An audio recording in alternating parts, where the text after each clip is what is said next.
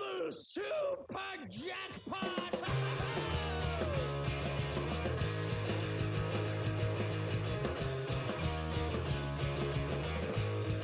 I need a ramp. I need a loop. I want targets I can hit. I need the scoop. I need a double super jackpot in my life. That's right.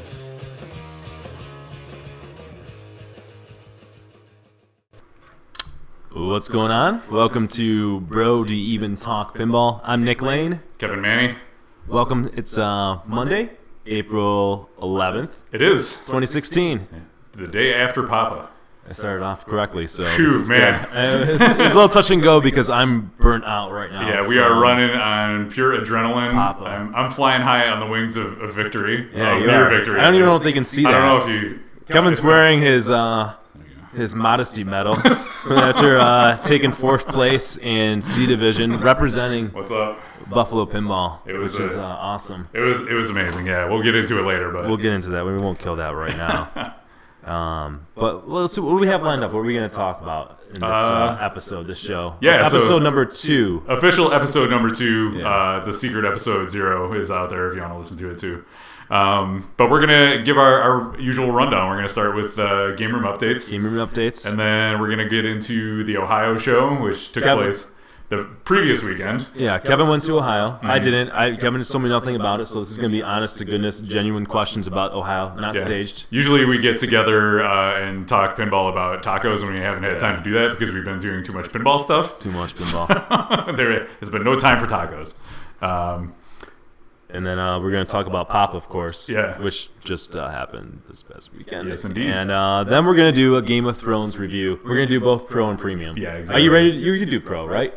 I'm all in. Okay. On Game of Thrones, bring it. I'll do LE if we want. I haven't even played the LE, but You guys are getting a I'll twofer. talk about it. Hi to everybody in the chat room. What's up, Star Hedgehog? So you're getting some congrats. Septarius says congrats. Thanks, You know? Septarius. And CDN Badass points out that Canada has a Papa champion, Yes, Robert Gagnon. the first ever Canadian Papa champion. So, All right, cool. Well, why don't you get started with game room updates because mine's going to be really quick.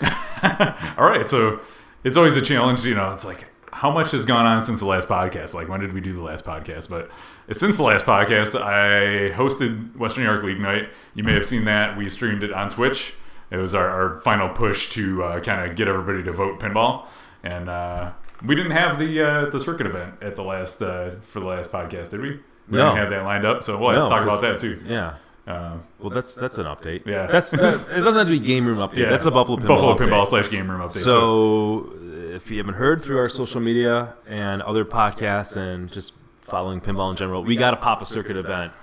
thank Buffalo, you, New thank York. you to everybody, dude. We're so psyched. And I wasn't even. I've always talked, and I know we've discussed. Yeah, I've like thrown maybe it out there. I was like, we should do a Papa Circuit event. yeah, We should maybe see- one day, Yeah. but it wasn't even on our radar.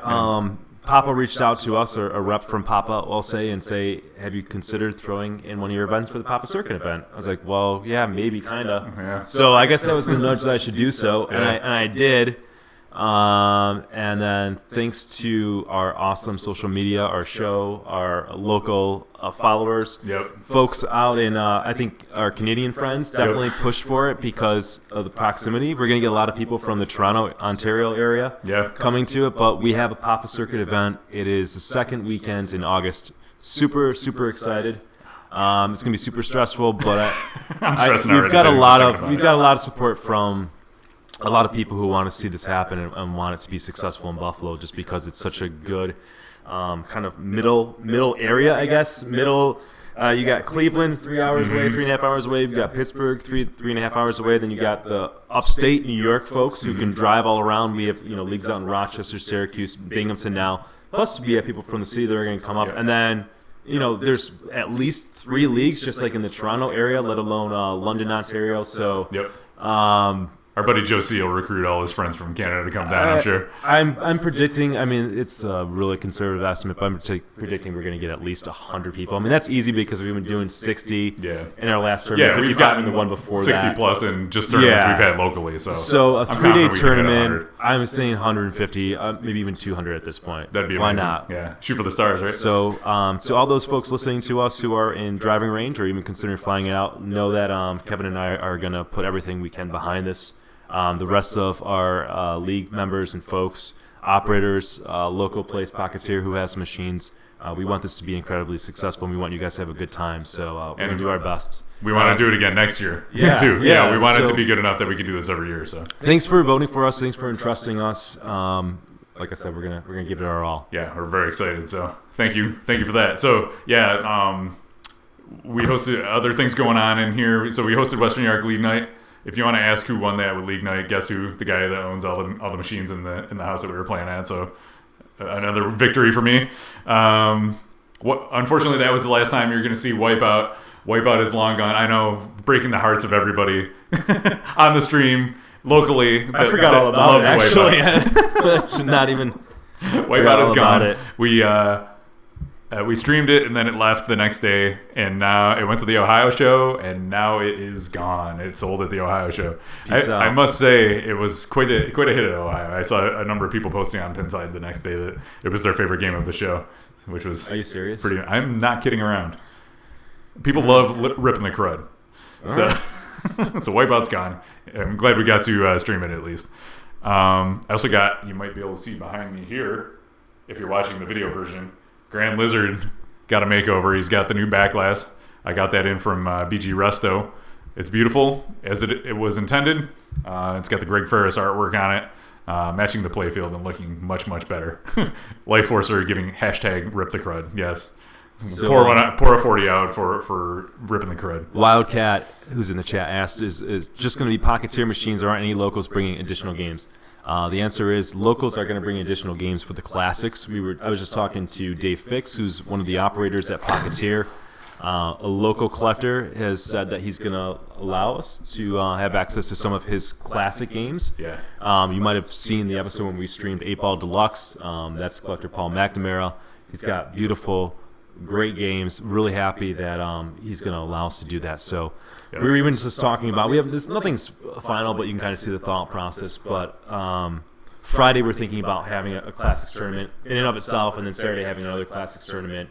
And we basically have about 15 games to pull from, so we'll mix and match. Some of the games will be the same on Saturday that they were on Friday, but some will be different. So that's the thinking right now. Yeah, man. Thanks for the question. It's going to be good times. Other things going on. So I think the next game you can see the cameras over. If you're watching the stream or on YouTube, I've got the camera over Adams, and I think what I'm going to do is I got our sponsor Comet Pinball sent me some LED strips. I'm going to install them on those. I might live those. Yeah, Awesome. I might live stream the install so people can see what's involved with doing that and the difference it makes once before and after. Yeah, we're going to do some giveaways too. Yeah. I don't know when, soonish, but Comet gave us some LED strips to give away as prizes, so we're going to do those on some point during the stream. Yeah. So we're also, if you're watching us on Twitch, hit the follow button. We're hitting our follower goal of 1,000 pretty soon. As soon as we do that, we got a whole bunch of stuff to give away. So. Follow and tune in and win. What else we got? Yeah, so the only other thing I wanted to touch on was, I've been kind of like throwing back and forth about getting a new game. You got stuff like Ghostbusters coming out that looks awesome, and I've been thinking about getting maybe a Stern, like mid to late 2000s Stern, something that's not too ridiculously priced, maybe something like a T3 or Ripley's Believe It or Not, something like that. Which is funny you said that, because in talking to Dave Fix today, he's got a line on a Ripley's. Oh, man. So, yeah. Well, I mean, you can talk to him. Yeah. But if he doesn't grab it for himself, he might get it and put it at Pocketeer. Then I don't have to get it. That's the beautiful thing about having a location that keeps buying games. So either way, it's a win. That's the kind of point. Yeah. So, but then it comes down to, I'm kind of at the point where I like all my games, but I don't really want to put any more money into the collection. So I'm like, something would have to go, and I'm back and forth on what would go. I would probably sell No Fear, but my son loves it, and he's hanging on to it. Like, I keep trying to convince him. I was like, well, we could get a Ghostbusters if we sell that and something else. He's like, well, maybe. He's like, why do we got to sell No Fear? I was like, because I don't really like it. Yeah. So, you hate to sell the kid's favorite game because you want him to be into it and you want him to enjoy playing. So, we'll figure something out. The struggle is real. You're a better person than I am. Yeah. Yeah. Yeah, Star Hedgehog. There is a little echo. This room's a little echoey, unfortunately. So, it's just going to have to be the way it is. I'm guessing that's it. But it's very small. We can live with that. Yeah. All right. So what's been going on in the Nick Lane game room? What's broken this month? Give us the broken update. All my games are still broken because I have not had a chance to get my collector friends to come over at this point in time to fix my games. So I think Dragon Lair, Bruce Nightingale is going to come over on Sunday. Dave Fix is going to help me maybe on Thursday. So it's all going to happen at once. John Barsh, blah, blah, blah. But they're all going to descend and get it ready for the tournament that I'm having at the end of the month, which is April 30th. Buffalo Pinball Open, the fourth one. It's sold out though, so don't. It's sold out. Yeah.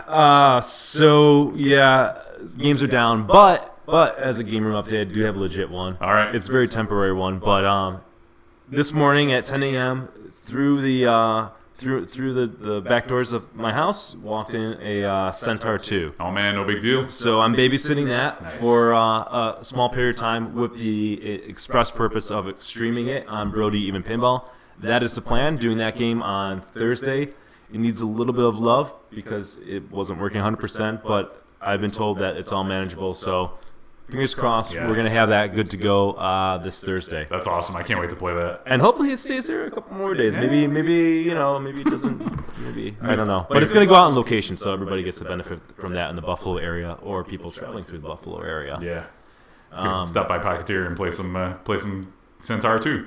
That's it for my game room update, but some other updates. This was another pinball day. I mean, I woke up and I had the day off because I was supposed to be recovering from Papa. But the first thing I do in the day is a pinball machine comes through, so I got to deal with that. The next thing I do is update the Selfie League scores, and that takes a while because Jay's on vacation. So he's oh my god, he's fired from social media and from updating scores. Oh my god, he's got pictures of him on the ocean like the Cayman Islands or something. And I'm doing his job. Yep.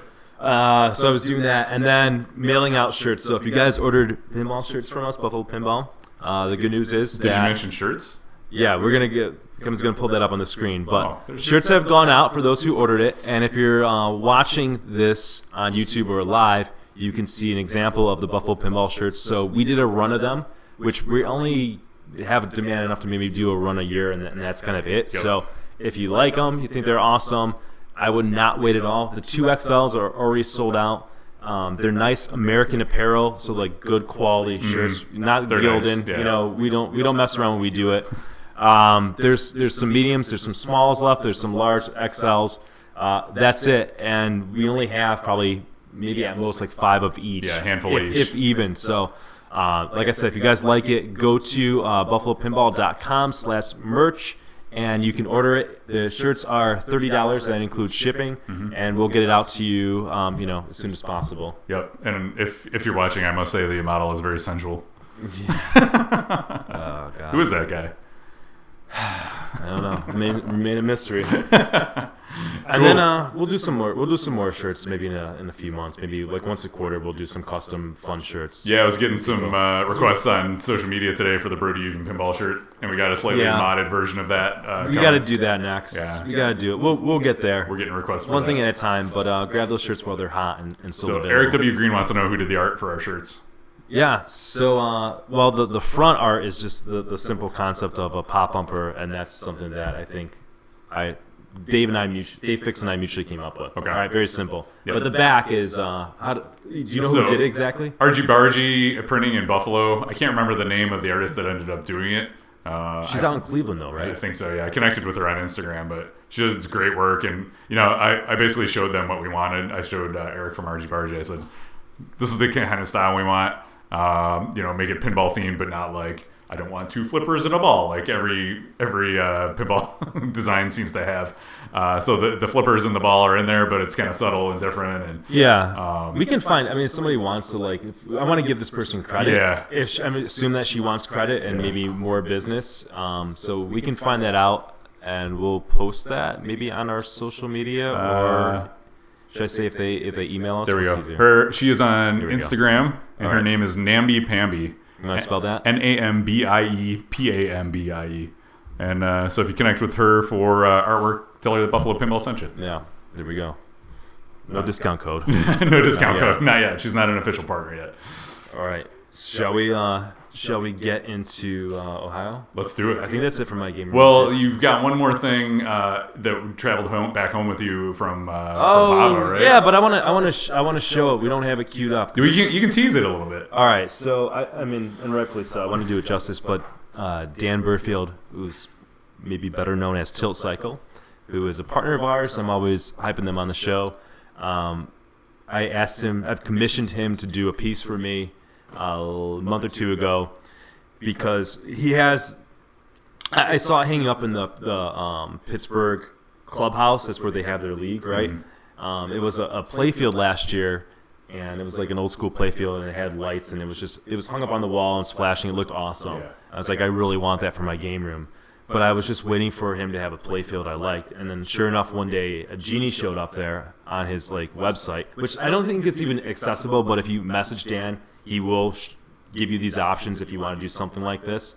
But he took the genie playfield, put lights all behind it, put on a string. So I'm gonna hang that up on my game room wall, plug it in. It's gonna look awesome. I think the art on Genie alone will just look cool. Let alone the thing lit up in like a darkened room with all my games on.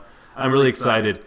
He on our Facebook page or on mine or whatever, we posted an Instagram link. I'm sorry I don't have that. We'll try to get a video for our next show so you guys can see exactly how it looks. And I think when I start doing ads for Tilt Cycle, I'll show that. I'll make a video of it. Yeah, for sure. Because it looks really cool. And unfortunately, Dan's site, his website is not the greatest. I don't think he shows off some of the best and most awesome things he can do because he's so busy. Yeah. But highly, highly recommend if you want some artwork for your game room. I think the playfield hanging on the wall with lights behind it is the coolest thing. Yeah, dude. I mean, I can't say enough good things. I'm super excited It's to hard get to that argue thing with that. hung. I found a perfect spot in my game room. Is it going to be? Wow. Will you be able to see it when you're streaming? I know you won't. Oh man. It's by the dehumidifier, though. Oh well. So- that's a sacred spot. It is. It is. It's in good company. That's right. Okay. But I'll get a video All of right, it. for sure. We'll share it. For Yeah, if everybody. you go on the Tilt Cycle Instagram, I know he put a video of it there too, so you can check that out. All right. So thanks to Dan. Very, very well done. So all right. So Kevin went to Ohio, I did. which was not this weekend, but the past weekend. Right. The Ohio Pinball Show. This is my third time going to the Ohio show. So the first year it was at the same location it was this year, is at the Emedios, I think that's how you say it, Expo Center. It's kind of near Cleveland. I'm not that familiar with Ohio and geography, so pardon my exact locale, but it's in the northeastern part of the state Sure. of Ohio. And so 2 years ago it was at this location. Last year it went to a different spot. And then this year it's back to the original location, and it was made it a little bit. The temporary spot was a little nicer for us because it would happen to be a little bit closer to us. But this was okay, and I was like, it's not. It's basically a big hall with a bunch of pinball machines in it. It's nothing fancy. It's the the running joke was always wear your hip waders boots into the toilets because the bathrooms were terrible. But the talk of the show was new bathrooms. People were everybody you talked to at the show said, "Oh my God, have you been in the bathroom?" And the bathrooms were nice, so it was a nice change of pace. That shouldn't be something that you're impressed with or really excited about, like clean bathrooms. Like, oh my God, they're clean. Like what? No, that's like this is a first world country. That's not a feature that you should really hype up or be surprised by. We should have working toilets. It shouldn't flood onto the floor. It should be good. So honestly, like everybody, I was saying, like when I was standing around people talking about pinball, playing pinball, Yeah. somebody would mention the bathrooms. Jesus Christ! All right. A+ for the bathrooms at the Ohio show. Thank you for renovating. Yeah. But on the pinball side, what was great about the show was it had all the new games except for Spooky Pinball's Rob Zombie game. That was not there. But So when you say all the new games, Lebowski, yeah, The Big Lebowski, The Hobbit, Full Throttle, and Ghostbusters were all there. They had 2 Ghostbusters. okay. All those games there with like a fraction of the people that were at, like, say, the Texas show where they just were, and people were like falling asleep in line waiting to play Ghostbusters and stuff. Yep. So I waited for like one round of people playing, and then I got to play Ghostbusters. Same with Lebowski. That there was 3 hobbits there, so there was almost always one ready to play. So it was great for going to get to play the new games. They did a great job lining all those up. Of those 4, I have to say the Lebowski blew me away. It was just so much fun. I was laughing. Like the movie clips were hilarious. It played just like a Williams game. It did have some of the issues. Like I heard people talking about playing it at the Texas Pinball Festival, and the flippers didn't really have enough power to get them up some of the ramps. But I was able to get multi-ball going. I got a bunch of the modes going. The rug was hard to hit again because of the flipper power, but I was able to get the rug modes going eventually. Was there anybody that you can ask me why is the flipper power so bad? I don't know, because you're asking people to buy a game it's a $10,000 and you put it out there and it can't make shots. It blows my mind. I'd be like, if there's something wrong with it, get it away. I don't want anybody to look at that and say it sucks. I mean, you're impressed, so that's good. Even despite this problem. The good news is the game's good enough that I can see past those problems and just see how genius the game is. It's really weird though that it was bad in Texas and it's bad there. Yeah. So I think it's just the case that they've got 1 or 2 games that keep traveling around all these shows and getting played thousands of times at these shows. And I think it was Coin Taker's machine, and they don't have time to fix it. I mean, it was a week between shows, so it's just bring it. And that was an issue with, I remember Wizard of Oz when it was it wasn't released yet, and there was one that traveled around and it couldn't make shots, and it just seemed like the flippers were weak. I mean, that's not a problem these days, so it's something that they can overcome. If that's the biggest problem, then that's great. Exactly. So Privation Printing says Lebowski flippers are adjustable from 1 to 99. At Texas, they were set in the 20s. So okay. I don't know why they're not up in the power. Yeah, I mean, that's good to know. Thanks, Privation Printing. I guess the question is why. Yeah. Is it because there's plastics that are going to break and they're worried about it? But whatever. I try to find some fault. Yeah. So it did have a few other issues. I noticed we were playing in a group of 3, and one of the other players was playing, and the game just died in the middle of the game. We had to power it off, power cycle it. Came back up and it was fine. It's mostly software issues. They're working out bugs in the code, and the music was a little glitchy. It would skip the soundtrack a little bit. It kind of sounded like a record that was skipping a little bit. Same thing, but once we power cycled it, we played through the whole game. It played great. It was just tons of fun. That's awesome. I could see maybe the bowling getting old, but maybe they'll limit that. Kind of people talk about the ring on WrestleMania. Maybe there's ways to limit the amount of time you spend in there, limit the amount of bowling you do. I don't know. But either way, it was fun, and it doesn't take a lot of times when you go down to bowl. You hit the button once or twice, and you're done. You're back out, and you're playing. So you're not down there a whole lot. So it's cool. The other thing I did at the Ohio show was I played in the tournament. So they have a pump and dump style tournament there, and it's pretty straightforward. It was 6 Who was running it? 6 or 7 games. I think it was Don Johnson. And okay. Not that Don Johnson. He's probably sick of that joke. Yeah. I was thinking that the other day when he was in. Don's a good guy. And, I was scorekeeping in A, so I saw him a bunch. But yeah. Yeah. It's why should I change my name? He's the one who sucks. No, he did a good job running the Ohio tournament that I went to last year. So he does a great job with the tournaments. Okay. And, so he was running it. There was a handful of guys running it. I don't know everybody by name, but volunteers scorekeeping and everything. So it was good. I only really had time for one entry, and they were doing, it was $2 an entry or $6 for 20 or whatever. I don't know. I got the $20 and got 9 entries, and I played all 9, and that was it. And I ended up 35th or something like that. Okay. So not too bad out of 68, 80 people, something like that. Okay. It was in that range. Nice. So I'll take that. Nice Magic Pinball points. Made 3 Magic Pinball points for my weekend, so that was good. Not too shabby. I'll take that. Yep. There were some big heavy hitters there, like John Replogle and Trent Augenstein and stuff like that. So there's the big players. That's Trent's backyard. For sure. Ohio. So I'll take that. The other thing you do at a show is you buy parts and pieces and stuff, and it's a great opportunity to buy playfield glass. Mm-hmm. And so right by the door, they had a big stack of playfield glass. So I brought 5 sheets with $25 a sheet. I remember when I was building my virtual pinball machine and I needed a sheet of glass, just one sheet cost me $80 because of the shipping on it, right? Yeah. So I was like, let me load up here because Grand Lizard needed new glass. A couple of my games had big scratches on them, so That's a highly recommended cheap mod if you can go to a show and pick up a bunch of glass if you got scratched up glass. And I should see your game. What it looks like. I showed my wife and she's like, "Wow, you should have done that a long time ago." And she barely ever comes out here, so she could tell the difference. Cool. So highly recommended on that. Shout out to a couple people that I met up with at the show. Defcon W from our chat room. He was there. We played a couple of games. We played The Hobbit together. So cool. Thanks for hanging out and playing. And also Dave from the Ulick store. He met up with us. We played Lebowski together. We hung out a little bit, talked about tournaments.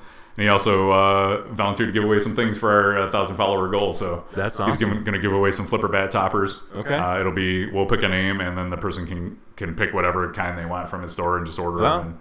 What a cool guy. That's awesome. Yeah, definitely shout out to him. Thank you. So that's pretty much the Ohio show in a nutshell. Well, all right. Let me ask you this: did you like the Ohio show? Because I thought like when I asked you about it or something, like you weren't glowing. No. Like, are you just pandering right now? No. Well, I wanted to talk about the things I did and the good things about it. So I mean, aside from all the things I did and I was able to do and enjoy myself with, I mean, the game selection was not that great. I saw people on Pinside in the thread talking about how they love the show and whatever. And shows are cool if you want to go and you meet up with the people that you talk to online and you just BS and play some pinball. But we went there. I went there with my friend Jeff, and he had the goal in mind of buying a machine. Right? He's been looking forward to the show for a ton of time, trying to buy his first machine. He's got money like burning a hole in his pocket. Literally went and got a bunch of cash out of the ATM. Yeah. Ready to buy a game. Yeah, I've been there. Did not buy a game. Yeah. I was like, you showed great restraint. Yeah. Because there were a lot of games there, varying quality. Price seemed high, as think that's how it is at shows. People overprice their games, and then you gotta negotiate down because they just want to get in for free, or they don't really want to sell their game, or which is fine. They're trying to get top dollar. I can't blame them. They want to bring their game for free and let people play. I guess it's okay. Now, were people if you brought a game in there, all right, were you required to keep the game there to the end of the show? No. Or you can pull it right away. That's what I'm getting at. Yeah. So that's the problem. Yeah, I saw. We were walking in and somebody was taking this beautiful high speed in, and then I saw him set it up, and then a couple hours later it was gone. So right. If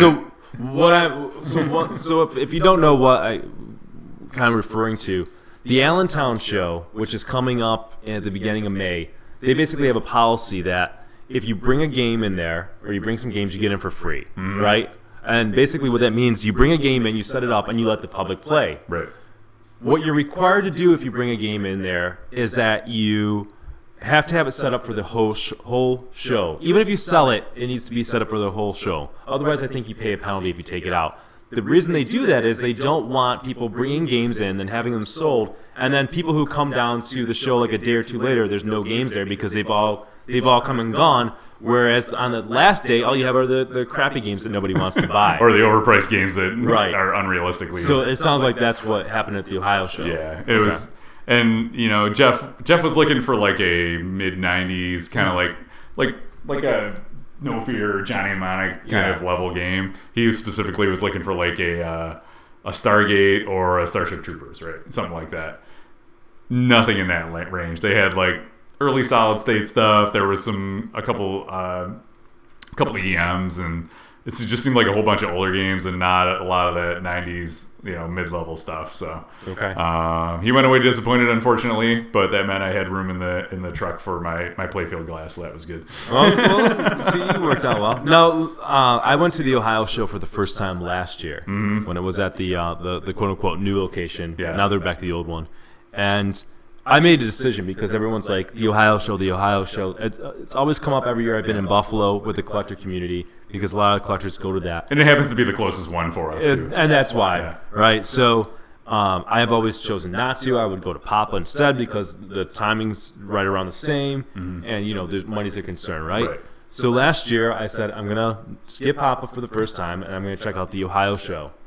And as soon as I walked into the show last year, I was instantly disappointed. Like the venue was just like this, like mall that was like expired in the 1970s. So it's got that decor. Not that this matters in the grand scheme of things, but it has that. It's set that like depressing tone. Defcon W, hard body. That was the other tale of the Ohio show that didn't pan out. Oh my God. We can get into that if you want. We can. Yeah. Let me. So, Finish your anyways, tale. yeah. My problems with the Ohio show last year is that there weren't that. A lot of games there were, for lack of a better word, turds. They weren't in great shape. They weren't working right. I had some money at the time, too, to buy a game, and I walked away just like Jeff did. The one redeeming value of the Ohio show last year was that Don Johnson of Cleveland Pinball ran an awesome tournament, and I had a good time playing in that. Was it so? Did you feel the same way about like that? I did. So like last year. So I had the perspective of at least being at the original location the year before we went last year. So last year I felt like there was just like way more machines than there are when they have it at the location where it was this year. It had like last year had way more machines. Way more machines, yeah. Oh my god, and I was disappointed with that. Yeah. So this year it was like I would say like half of what was there. Yeah. No offense. I mean, everybody's got to bring their machines out, and it's a huge undertaking. And, but I don't want to crap all over any kind of show because anytime you get people together in pinball machines, there's a lot of work that goes into it. My perspective is that there's people listening to this, and you have limited time. Mm-hmm. Just my opinion and how I spend my time and money. You haven't been to the the Allentown show yet, right? No. So my first show I ever went to was the Allentown show. A year or two, like a couple years ago, and that was like awesome, and I loved it.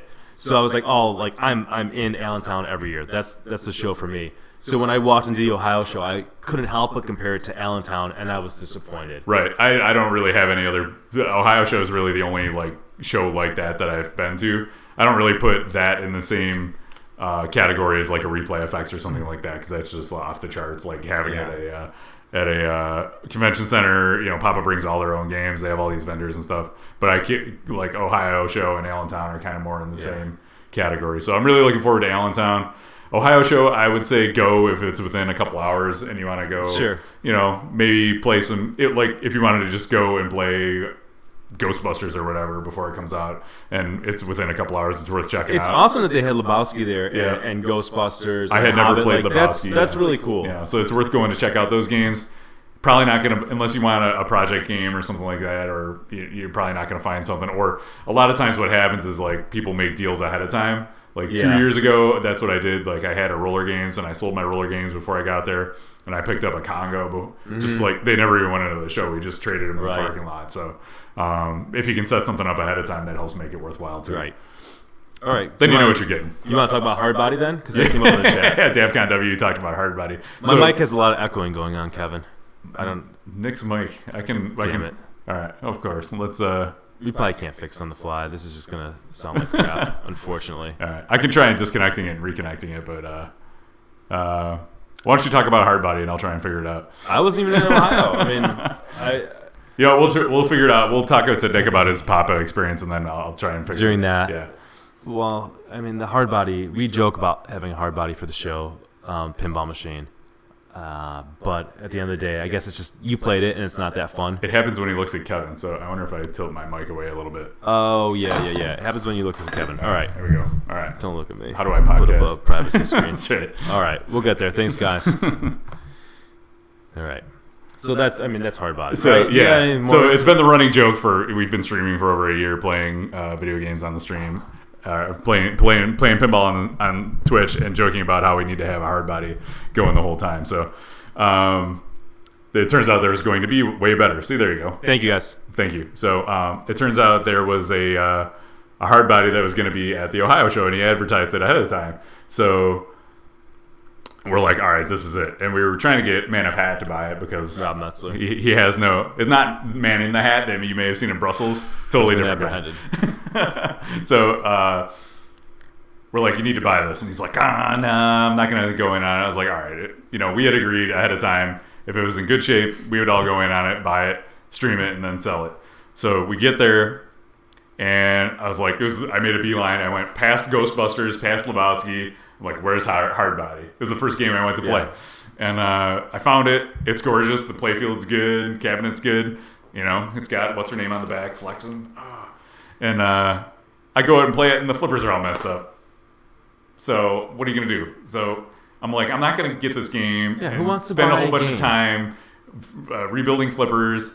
And the best part is, like he said, it was gone through. And he wanted, what, $800? $900? $900. $900 per game when the flippers aren't even working. Yeah. On a hard body. Yeah.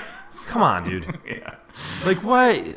That's bullshit. Yeah. It So really is. unfortunately, we left hard bodiless. So shed a tear for no hard body. It'll happen someday when the time is right. This was not the time. Okay. So that's the Ohio show. All right. Cool. So Ohio show's wrapped up.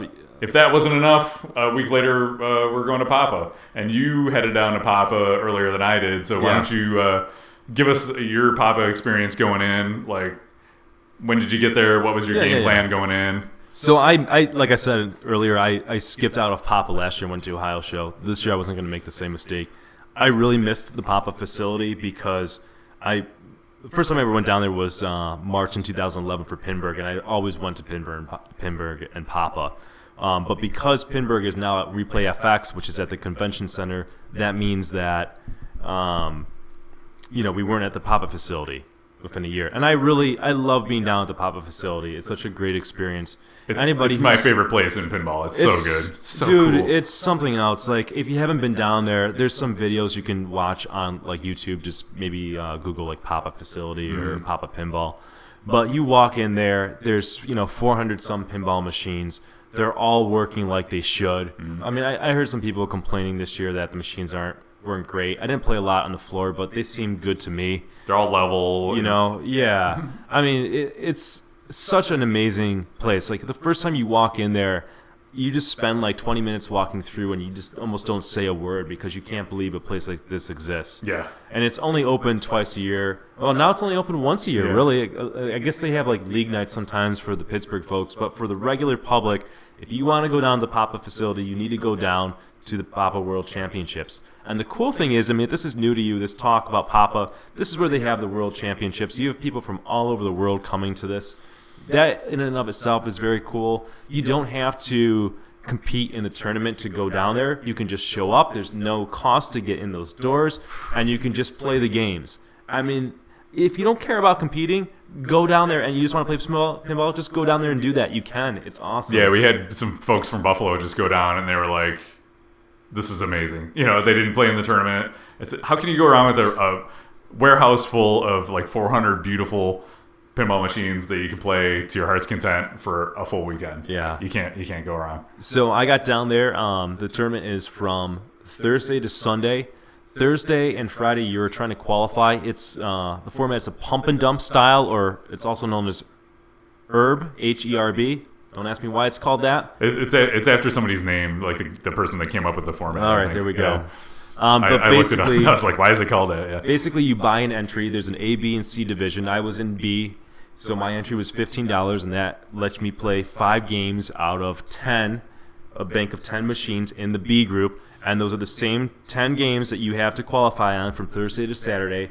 And on that one ticket that you purchase, your scores get compared to everybody else who plays those games throughout the entire qualifying tournament. So you have to put up big scores. You have to get at least, like, the general rule of thumb is like 3 really good games, and then maybe 2 okay games to have a chance of qualifying for the playoffs, which is the top 24 get to go to the playoffs on Sunday. It's the hardest tournament in pinball. It is. That part of it, I will honestly say, is I think it's fun because I like to compete, but it is work. It is definitely a form of work. I'm absolutely physically and mentally exhausted from being down there from Thursday through Sunday. Yeah. Thankfully, I qualified on my 3rd ticket. Friday morning I went in, and I just had some great games, so I didn't have to keep on pumping money into the B division. I was sitting at like 5th place from like Friday morning to basically 11 o'clock, 11:30 on Saturday night, and then finally somebody knocked me down to, I think, 9th or 10th in terms of qualifying.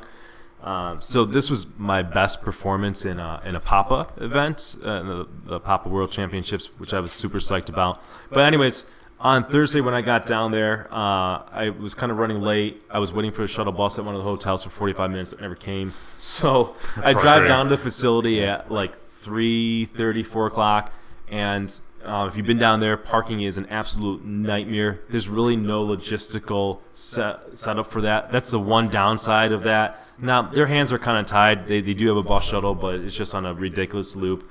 So, long story short, I buy a ticket because qualifying is ending like in an hour, and I run in there without practicing, play an entry in the Classics division. So they have Classic tournaments, which is really cool, on Thursday, Friday, and Saturday, and they're all different tournaments. So there's 3 tournaments, and there's no different divisions in there, so you're playing against the top players like Bone Carrion, Scaly George, Lyman Sheets, blah, blah, blah, blah, blah.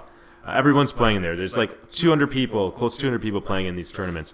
And I can tell you exactly how many people were playing in the Thursday tournament because on my one entry, I came in dead last. I got 174th. You posted that picture. I think we were streaming at the time, and Bruce saw it on Facebook. Dude. I was like, oh man, Nick is down there being miserable right now.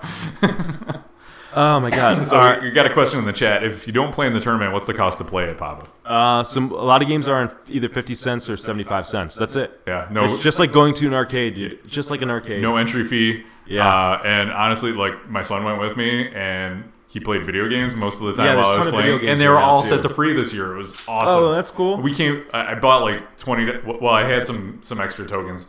I'd say we got $20 worth of tokens got us through the whole weekend. That's awesome. Yeah. So I mean, it's just a huge, awesome arcade. Yeah. So yeah, that was a shameful experience. I didn't put any more entries in because I think it was too late at that time. And then I went back, and on a Friday, I don't know what I did. I just must have looked in the mirror and just said, like, let's cut the crap. But It's time to go to work. But that's when I put in my huge entry in B on Friday morning, and I did a little bit better in the Classics tournament 2 on Friday, and I think I finished like in the middle of the pack, like somewhere between 60 and 80. I think there was like 180, 90 people, something like that. Yeah, thank you, Life Forcer, 174th. So I was like, okay. On Friday, I was like, I do know how to play pinball. I can play pinball. And then on Saturday for that Classics tournament, I actually qualified at 17th, and I got past. So I qualified. I was in the playoffs playing against some amazing best players in the world, and I made it past the first round. I was eliminated in the quarterfinals, but I was playing against Kaylee George, DJ Ryle. I'm sorry, DJ, if I never figured out how to pronounce your last name, but just some top amazing players. So it was just an honor to be there. And the cool thing is, I've been doing this now for 5 years, 6 years, going down to Papa and Pinburg, and I can see the progression as a player. Yeah. And I think that's what's really satisfying. Like, just every year, just see yourself get a little bit better, and a little bit better, and a little bit better. To see all that hard work pay off. Life Force is shouting you out for your 174th finish. And, I know. I appreciate that. I'm gonna grab a water real quick. Yeah, and then so Sunday was playoffs. I was in the playoffs in B. I think I ended up qualifying at 9th or 10th. Made it past the first round of playoffs, and then in the quarterfinals, the second round, I was eliminated. But again, the farthest I've been at Papa, and super happy to be there. You got the best players there. It's such a great experience. A lot of fun. A lot of work though. A lot of work. Oh, I don't even think I played many of the games out on low. The rest of the games that were available. I just didn't have time because you're so focused in on that. But it's awesome to be at the Papa facility. It's awesome to kind of create these relationships. That I've met some of the people the first time I ever went down there in 2011, and you just see them year after year, and you become friends with them in that pinball circle. You just catch up with them and how they're doing, and you see them grow and progress as players and what they're doing in their local scene and how their local scene has grown. Papa is definitely social in that aspect because you don't have to be competing the whole time. In that format, you basically decide when you want to put a ticket in and you want to try to qualify. So the rest of the time you can walk around, you can visit, check out Pittsburgh if you want to. But I just like, catching up with some of the other players and seeing everybody. It's a lot of fun. Yeah, it's like a big pinball family reunion once a year where, yeah, Pinburg's good and you get to play with a lot of different people, but like Papa's cool because you can just hang out and play in between for fun. Like, and just be, like you said, the Papa facility is just so cool. It's like my favorite place to go in all of pinball. Yeah. So Privation Printing asks, is B group and C group worth whoppers? So those are world pinball ranking points. Nope. They are not. That's the one downside. Unless you play in A, you get no pinball ranking points. Now in Classics, you get ranking points. So it's worth playing Classics, and because there's 3 different tournaments, there's a lot of points to be had in that. There's totally so worth many playing. Magic pinball points. I'm going to get a boatload of points for finishing 9th or whatever I finished. What are you going to buy with your Magic pinball points? I'm going to buy an imaginary car of my pinball points. All right. Man, time to cash them in.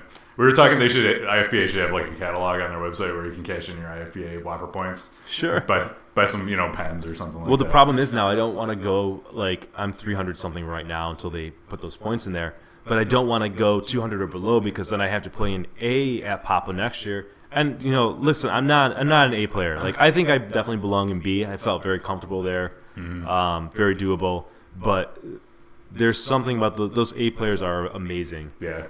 They're just leagues ahead of so many of us, and I'm not ready for that. Maybe 5 years from now, sure. I hope 5 years from now I'm playing an A at that level, but for only playing 5 or so years, I'm not ready for that. Well, think about like how long the Sharps have been playing pinball, and since they were children. Yeah, exactly. And, so they have competing. Yeah, exactly. For like 10, 15, 20 years. There's no catching up to that. No. There really isn't. You can lessen the gap between you and them. Yes. But I don't want to go head to head in a tournament like that. Can you get lucky once in a while? Yeah. Can they have a bad day and you can have a good day? Sure. But overall, man, and something like that, that's going to weed out who the best is, and it's the Sharps, not Nick Lane. Yeah. There's a reason why the top players are in the rafters over and over and over, because they're the best ones. Yeah. They've put the time and effort in, and I saw some people going, "Why the heck is Nick playing in B?" But like, if you've never been to Papa, you don't understand the level of like I should be playing an A. Right? That's what they think. Local. These are local people play, right? Mm-hmm. So locally, I'm an A player, right? Yeah. But dude, if they're asking that question, they have no idea. So I noticed that my top score, I didn't check if it held at least to like 11 o'clock on Saturday. Somebody might have beaten it, which might knock me down. But what really got me in there, I got number one score on Demolition Man, which is like 1.5 billion, and that means that nobody from Thursday through the end of Saturday was able to get a better score than me on that. I think maybe somebody did the last minute, but just go with me for the purpose of this story. And that's the great players, like 100 of these awesome players are just constantly putting money into this game, trying to beat that, and the game is set up really hard. Okay, you with me? I stopped by the A during the finals, and they were playing Demo Man, the same one that was in the B bank, and like Bone Cairns had like 3 point something billion. He more than doubled it. Yeah, like, in the finals. Okay. When all the pressure is on. This is the huge discrepancy, okay? This is why I'm B uncomfortable, but the A players, they're amazing. Hats off to them. Yes. If you want to see some amazing play, by all means, go back and watch the finals that were recorded live from Sunday. They'll be archived, I'm sure, on YouTube. Yeah, they're on their Twitch right now, but yeah. So Tall Todd in the chat wants to know if you were using the flipper buttons or the triggers on Demolition Man. I was using the flipper buttons. Flipper buttons. I was definitely if you're not comfortable with it, it's not. Like, I would probably play with the triggers just because I had a game here for 3 or 4 months where that's like all I did was I played with the triggers. So but it comes down to when you're doing a pump and dump style tournament like this too. If you can play it like that, and if it's not working out for you, you can put another entry in and try it on the. Yeah, I mean there are benefits to using the handles because they give you bonus points. So whenever possible, I don't know all the secrets, but I would hit the handles when I had a free moment. Yeah, cashing things out. It'll typically award you a jackpot during one of your multi balls, or like during a mode, it'll give you one of your shots that you need. It also gives you more points for your combos, so that's like some of the benefits of using the handles. I only played through the first 2 multi-balls. I didn't do anything else special. I was just hitting a lot of jackpots during the multi-ball. That's where I got my points on that. So, that was fun. I think that's pretty much it, believe it or not, from my Papa experience. So you stayed until today, or you came back today, or yesterday? No, I left the same exact time you did. Oh, did you? That's right, because you were behind me. I couldn't remember if you were going to stay and hang out for the after party or anything like that. No, there is. I mean, what's cool is that they do an after party, which I've been to that like the first couple years I was in pinball, where after the finals are done at like 6 or 7 o'clock, people kind of hang around and they go out and get dinner. But then eventually, maybe like 10 o'clock at night, they turn all the lights off and they just like they'll pump music. It's just like being in this huge arcade. It's such a cool experience. I've stayed there before till like 4 a.m. and people are still there. So I don't even know how long that goes before they actually kick everybody out. That's awesome. But it's a cool experience. I've done it before, and I just wanted a day to relax, which didn't really happen today. You had more pinball to do. Yeah. Yeah, I'll have to do that one of these years. My son and I always go, which is great. I love spending time with him and having the experience. But, he's always ready to go at Sunday night, and I can't blame him. So we'll do that one of these years. It's something to look forward to. Yeah, I'll do it soon because I was tempted. I'm like, I kind of want to just play the games for fun now because I didn't get a chance to play the games on the floor. Yeah. And you go there, and as long as like you're with some like friends and you kind of play like dollar games, like it's such a cool experience. So Yeah. we gotta, maybe we'll do that in the next year or so. Make it a pinball life goal. Yeah. So I guess we'll talk about my Papa experience. So Papa, like in years past, I've gone down there and I only competed once in C, and I threw a bunch of money at it, and I played like crap, and it was like, maybe I'm just not good enough for Papa. You know what I mean? I don't want to go down and spend a bunch of money and not even make the playoffs. So it was like I wasn't even gonna go. So then my son one day out of the nowhere, we were riding in the car. He's like, "Dad, are we going to Papa this year?" I think I was probably listening to a podcast or something. They mentioned it. I was like, "Well, how do you say no to that, right?" So I was like, "All right, I'll take him down. We'll go down Saturday. They had Split Flipper going. We'll put an entry in on Split Flipper, and then maybe I'll play a Classics, throw a couple entries in on C, and that'll be it. And then we're gonna leave on Sunday sometime." So we got there. We woke up I got up at 5:30 on Saturday. Took a shower, woke my kid up, got in the car. We were backing out of the driveway right at 6 o'clock. Got to Papa like 10 after 10, and so qualifying for Split Flipper started at 10, went to 12, and it was mobbed. I bought it was $5 an entry. I bought 2 entries. We could only get through one.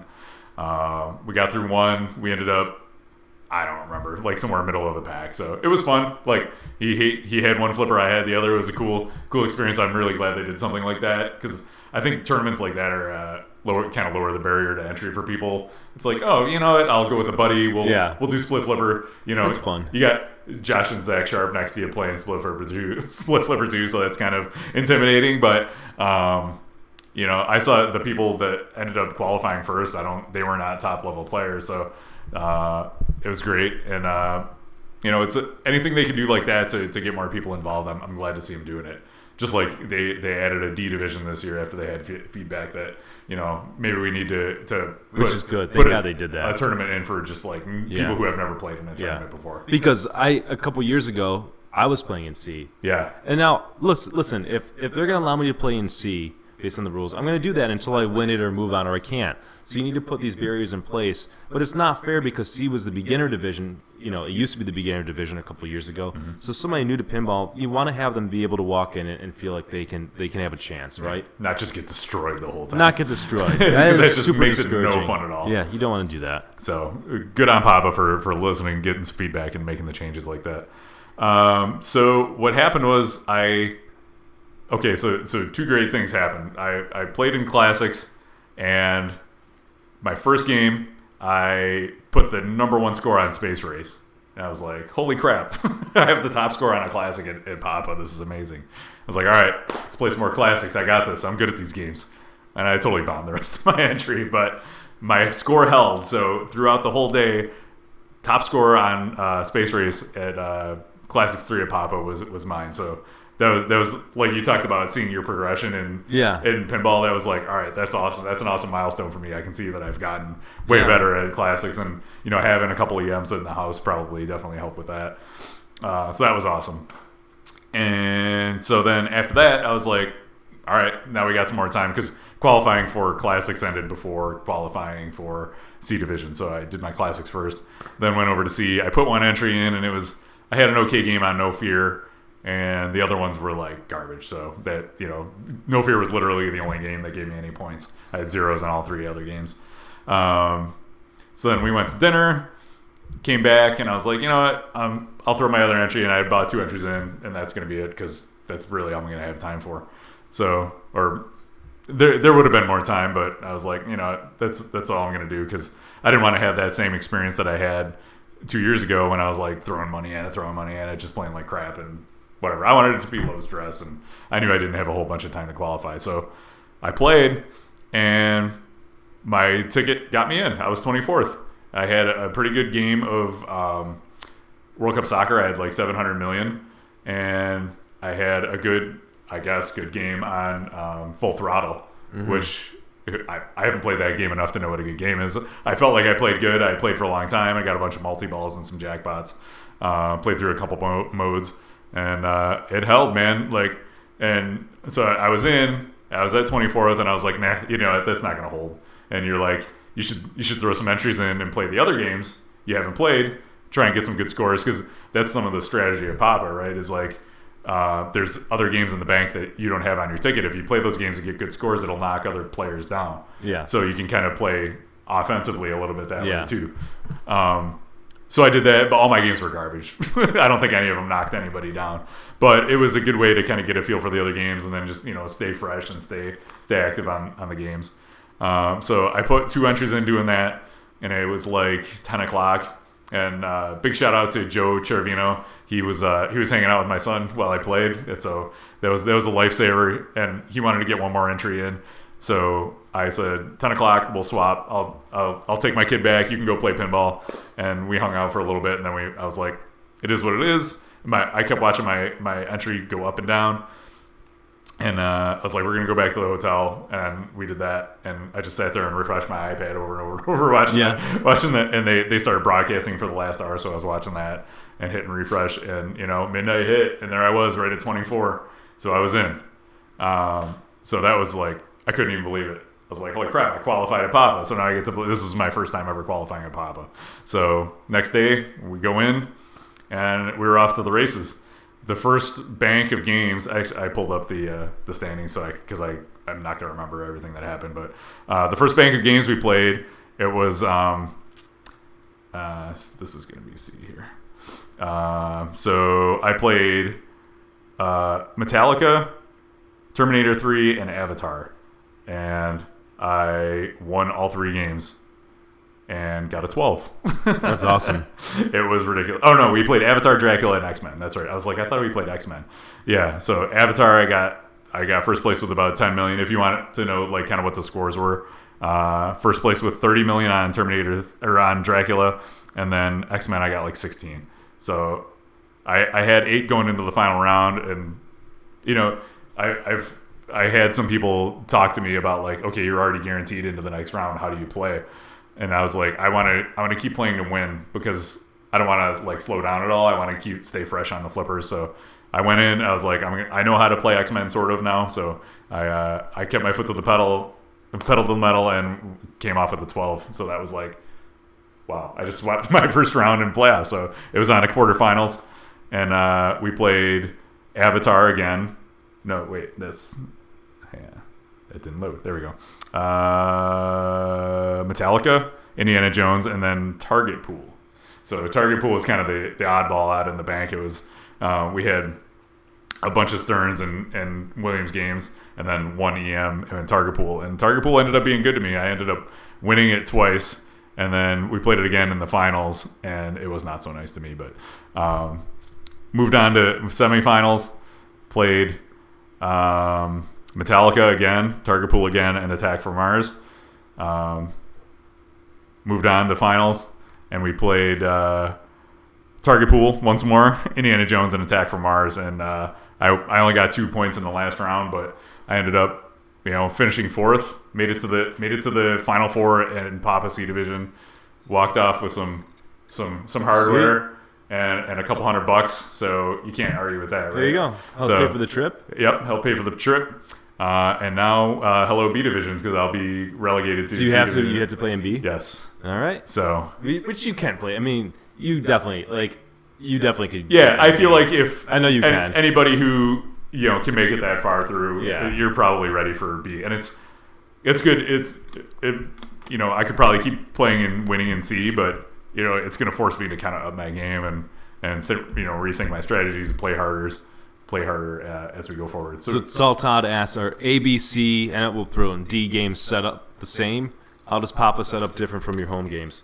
I assume that set up you're saying you mean like difficulty. Is that set up the same? They make games very difficult, but I think they also make it not difficult just for difficult sake, which I think they do want that goal, but also so you can't sit there and play it forever, because you got to rotate players. You got to get other players playing the game, right? Right. You can't have somebody sitting on a game for an hour. That wouldn't work out in a tournament setting. Especially A division players. So, they'll do things like take off the rubbers on the out lanes, so there's less chance of bouncing. They'll open the out lanes wide open. Sometimes they'll remove a center post if a game has a center post. Sometimes they'll put on lightning flippers. Whatever they got to do. Every game's different. Sometimes they'll make a game really steep or more floaty. Or tighten the tilt. I think that they don't discriminate between this is an A game, I'm going to make an A game really difficult, but I'm going to make the D game really easy. I think they're all just difficult. They're all set up difficult, period. And what they do, so after you had your 3 days of qualifying, they took some of the games that were in C and the other divisions and put them in A. So, right. I can't remember which games. World Cup Soccer was one of them that was in the C division that made it over there. So you're playing some of the exact same games that were in the other divisions. They may have, made it a little steeper, tightened the tilt a little bit, but they're not going to go through and change a bunch of rubbers, I don't think, between. So how does that compare to the home setup? I mean, my games, I have my games set up pretty tough, but I don't have them super mean because I'm not the only one who plays my games. Other people come over. I don't want them to hate pinball. Right. And, I have my game set up medium to hard, I would say, in the difficulty scale. But when I'm playing games at Papa, the way I've set my games up at home, I don't want to be shocked by them. Because I'm not doing myself any favors if I make my games easy. So if you want to compete, you've got to get out of the mentality of 5-ball games or, closing your out lanes, so long ball times. And if you don't care about competing, you just want to have fun or do whatever you want in your home games. But if you want to compete and you want to get better, you need to make your games tougher. That's my the more you know for today. The more you know. Yeah, I agree. My games. So when I'm just what's up, Shannon Stafford? Thanks for stopping in. I set up my game. So if I have league night, I'll turn all the extra balls off and put them on tournament settings. But after that, I'll ease it back. I'll put extra balls on because I want to play for fun. I want to get further in the game, and I won't put it on 5-ball or turn on my ball saver or anything like that. But that gives you more of a chance just for playing for fun and getting through modes and stuff like that. Yeah, so they'll have the ball save off on some, not all games, but certainly some games, or it's not going to be a long ball save. Yeah, it's off, man. In C Division, Iron Man had almost 0 ball save. The Indy 500 had none, so it's you miss one shot and you're done. Yep. So it can be tough. Yeah, so it's funny. I think also when somebody hears some of the scores that people get in Papa, they're like, "Oh my God, I can do that. Can beat that. Yeah. I can do that at home." Yeah, okay, buddy. Listen, then you should be down there. Yes. Because you wouldn't be saying that if you came down there. Because they do have the game set up extremely difficult, basically as difficult as you can make them. And just the difference between I'm just goofing around at home on my own game versus I have to do this right now, and I have to do 3 quality games at least. It's funny how when people are at home, they forget the bad games that they have, but they remember the good games that they've had. It's so much easier to just hit the start button again. Or you play 10 games and you just think in your mind that you played 3 and they were all the good ones, right? I think that happens. Oh, I'm so good, yeah. So. Take all the scores you see online with a grain of salt for sure. So, should we get into the final portion where we talk about Game of Thrones? Okay, let's do it. All right. One more thing I want to mention about Papa. Thank you to what I found was we had No Fear in the bank on C, and I had a number of people come up and say, I watched your tutorial. And it was they're like, don't you make those videos? It was so funny. I was like, yeah, we make videos. And, I watched your video on No Fear. So it was super cool. It was, it's nice. It was so gratifying for all the time and effort we've put into these videos to see people using them and these top level players using them and being a reference. It's so good. And special shout out to Mighty Squirrel. He said hi to us from the chat room. So if you're listening or watching, what's up? Yeah, I had a bunch of people come up to me too, and somebody said that the Jungle Lord tutorial helped him win a tournament game. He was playing that in league or tournament, and he knew what to do because he watched the video. So that's kind of the best thing you can hear. Yeah, for sure. Because this is not a job for Kevin and I. I'm tired sometimes. But we do it because it's fun, and when we get feedback and things, then dude, that's awesome. So. Did somebody beat me using my own tutorial? Probably, because I did not play very well on No Fear. So, yeah, knowing what to do is one thing, executing is the other. Yeah, for sure. Especially on a game you own that's not the one you own. All right, so Kevin and I are gonna review. You're gonna get double your pleasure here. Game of Thrones Pro, Game of Thrones Premium. Oh God, put that. God, if you could. That's so hideous, dude. Thankfully, the people who are listening to this as a podcast in your car, you cannot see some of these horrific pictures that Kevin's posting on the screen. I think he kicked it off with the Pro Translate. I'm sorry. I can't change the artwork. I'm not a pinball artist. I'm sorry. Well, speaking of artwork, let's start off with the art on Game of Thrones. Let's start off with Pro. We'll do Pro for everything and then Premium. Do we have to? Yeah, well, we got it. They're like two different games. All right. So you go ahead, talk about the art on the Pro, Kevin. All right. So there's the Pro. I don't remember how to. And Martha had a good suggestion that we don't have this the whole time because we should show how awesome we look. But the screenshots are going through. Can you stop it on the Pro? Somehow.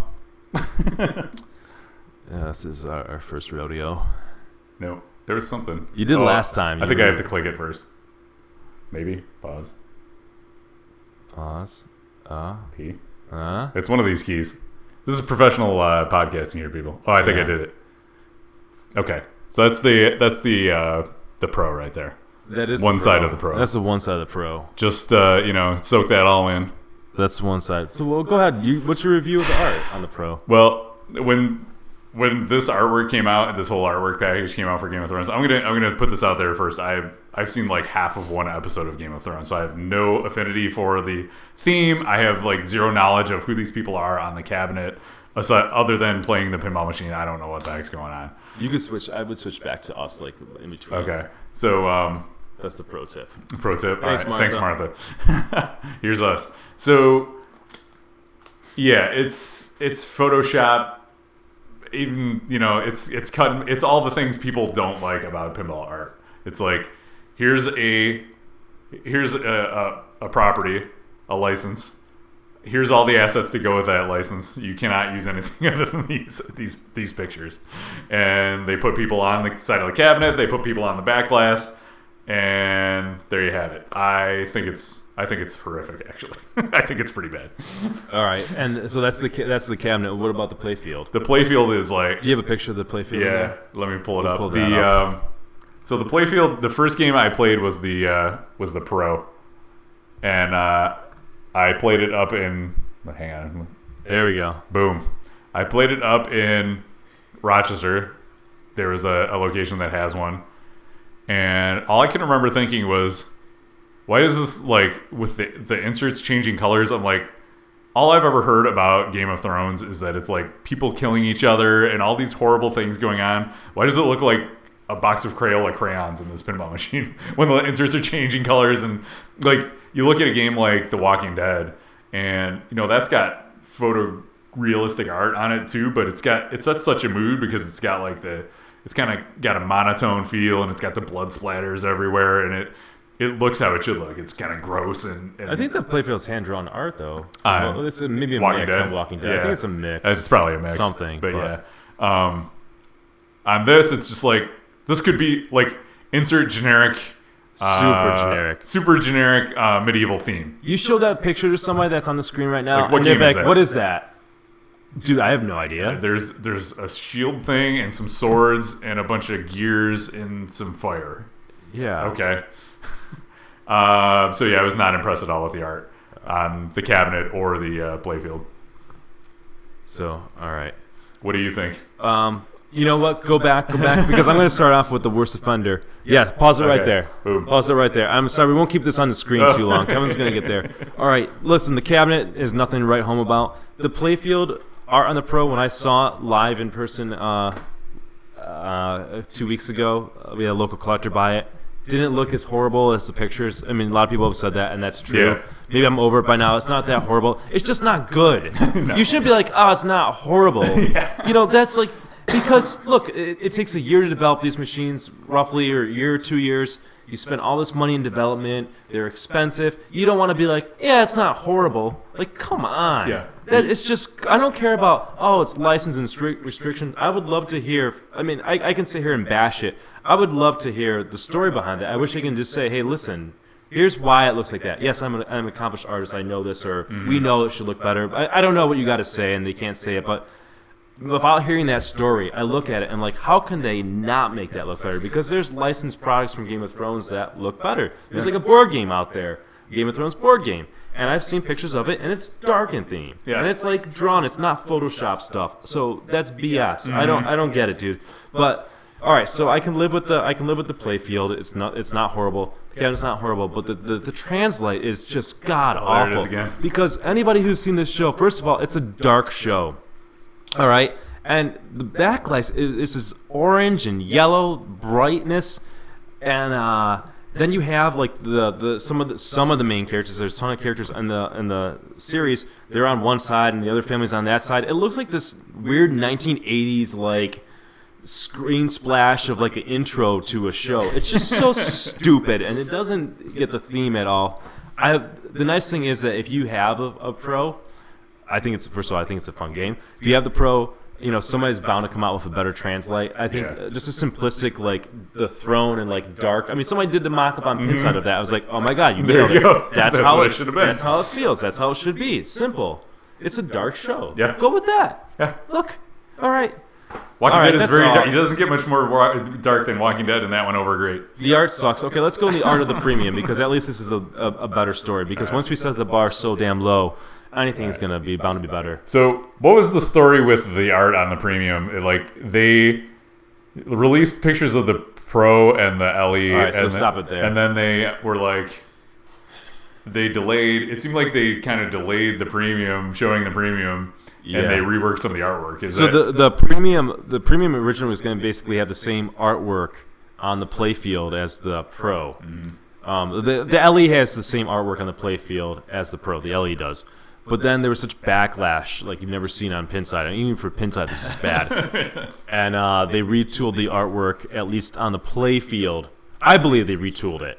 There's we don't know for sure, but I believe they retooled it, and they made it look darker or better. I mean, it's better. It's not great. So right now, Kevin's showing. Here, I'll show the playfield. Yeah, right, we'll show the playfield. I'll kick it off with the art. So, I think overall the pictures are scrolling. The cabinet's fine.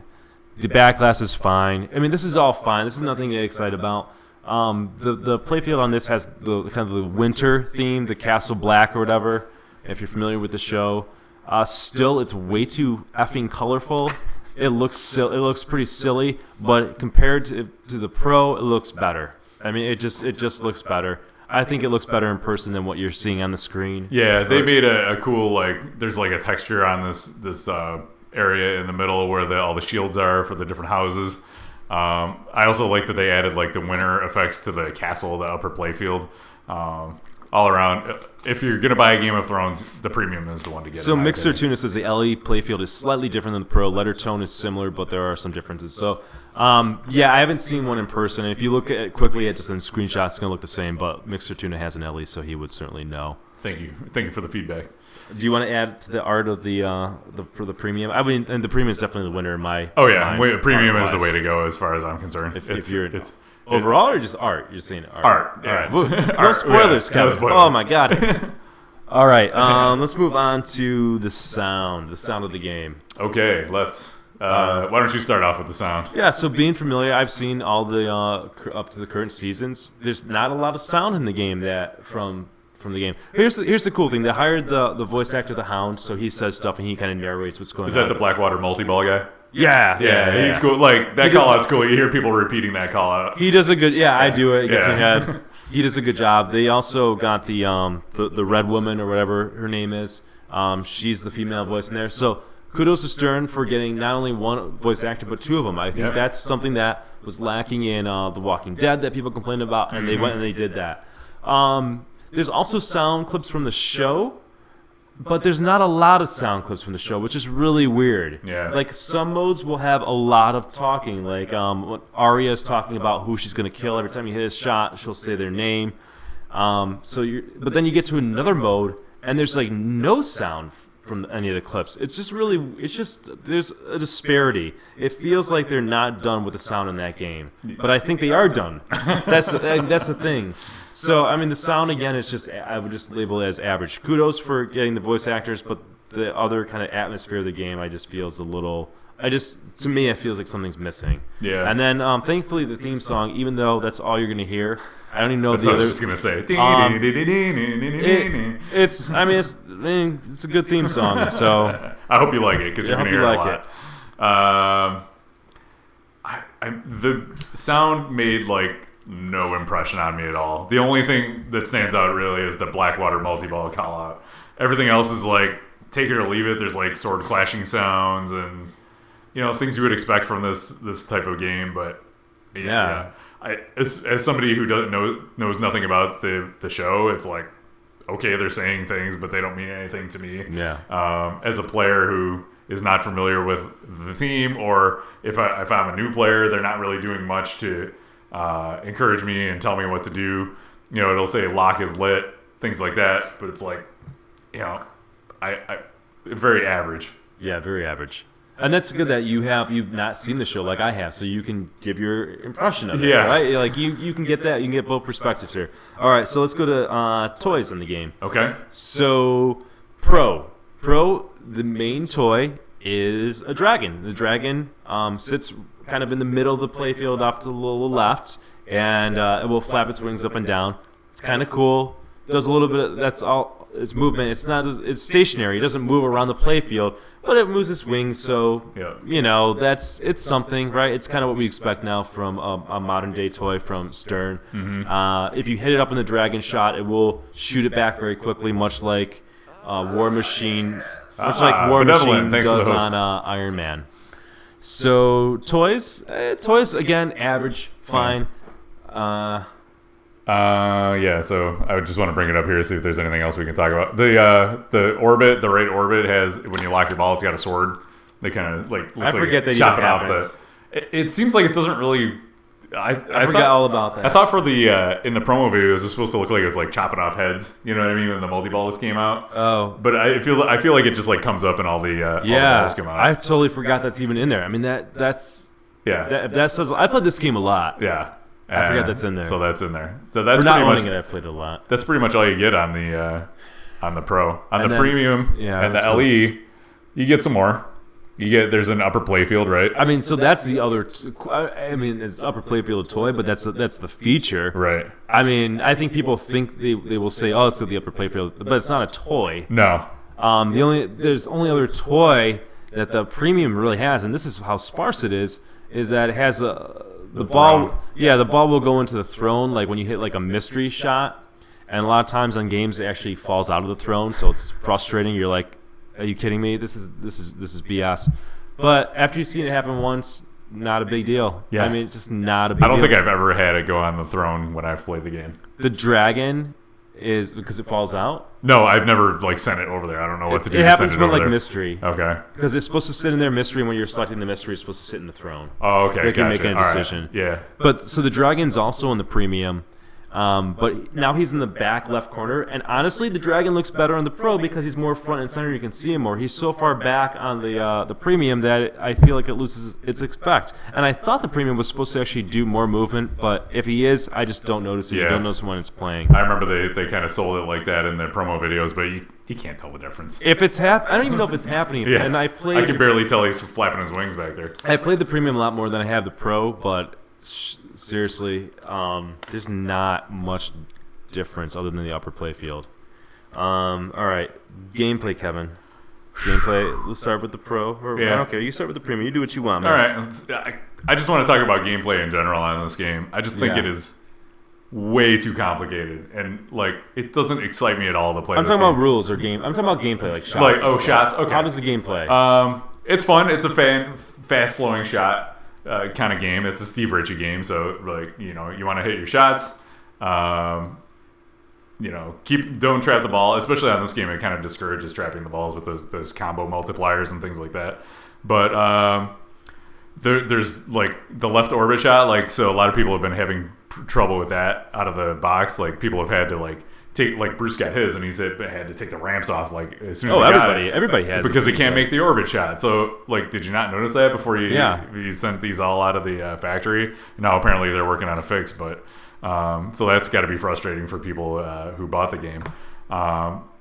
One thing I noticed, like it's like when you're on the right, I wish you could hit the center shot better. Like I saw the A players like backhanding the center shot, but it's definitely like a right ramp or a right flipper kind of shot. Or a left flipper a lot of times rejects. Right. On most games I play. Yeah. So Which is funny. It doesn't seem like it should be. yeah, and there's like no safe way to get the ball from your left flipper over to the right side. So you're either, hopefully trapping it up and doing a post pass, or you're maybe backhanding the orbit, but it might not go through the orbit because the orbit shot doesn't work. Yeah. So that can be kind of frustrating if you need to get it over to the right to make that lock shot and lock your balls. I just want to say, Ben GT 1970 says, love the channel. I can't stand Game of Thrones. How do they decide what tables to create? I think it depends on what licenses are available a current year. So I think Gary Stern and Jody Daneberg, who's their marketing person, they'll go to a trade show, I believe, and they basically go around to the vendors, and those are the vendors that have licenses available, and they'll decide. Yeah. I think they've done that's a great license. Game of Thrones is a great license. Walking Dead's a great license. They're picking good licenses. Yeah. There's no doubt about that. No, everybody is so that's the thing. Like, everybody's so excited for Game of Thrones, and the artwork was so, like, I don't think I've ever seen such a negative reaction to artwork on a pinball machine. Yeah. But the license is so strong and people love it so much that they're still buying the game. I have to say the game's good. We'll get there. Anything else on gameplay that you want to... No, I think that's pretty much it. interrupt you. I mean, it's a fast-flowing Steve Ritchie game. The difference between the Premium and the Pro, or the Premium and the LE and the Pro, is you got the upper playfield. That slows things down a little bit. So if you're looking for a game that's more flow, go for the Pro. Or if you want a more stop-and-go game, I would say go for the Premium or LE. I thought Martha messaged me, and she knows I'm doing the show, so I was worried that something important just happened. And it did. I mean, thankfully, she messaged me to let me know she got 3.2 million on Centaur. So good job. Nicely Good job. done. She's putting her work in tonight. Live updates. We're all doing pinball one way or the other. Yep. So I've spent a lot of time on the Premium before I even played the Pro. The Premium was the first one I played. It's on location. It doesn't have a ton of flow, and I think this might be because there's a problem with the ball getting stuck in the back orbit. But I feel like you hit a shot and it kind of stays up top, or you hit a shot on the left and it kind of stays up top, or you hit it to the upper play field and you kind of bat it around up there. Listen, there's nothing wrong about it. I'm not a person who's like, oh, a game doesn't have flow, it's no good. That's not a requirement in a game to me to have flow. But it's a little boring. I don't know. I play this game a lot. It's engaging. But you just got to be mentally prepared in the Premium. You hit a shot and it's not going to be coming right back at you a lot of times. If you miss, it will. But yeah, that's it. It's a little slower. The Premium's a little slower. The upper playfield, I think, is okay as an upper playfield. I don't love it. I'm not like, oh my god, I got to get up there. It's so fun. And a lot of times I'll just ignore it. But it's okay. But the problem is the upper playfield dominates the game. So on the Premium, if it bothers you that you can't see the ball most of the time because the playfield's covered with the upper playfield, you might not like the Premium. Yeah, that's true.